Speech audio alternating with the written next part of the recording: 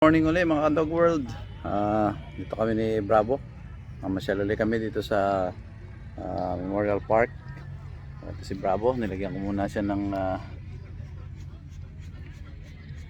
muscle para hindi medyo protective siya. Iba na yung safe.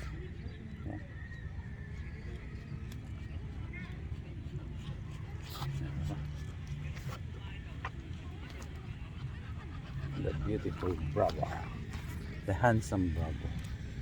Ayan.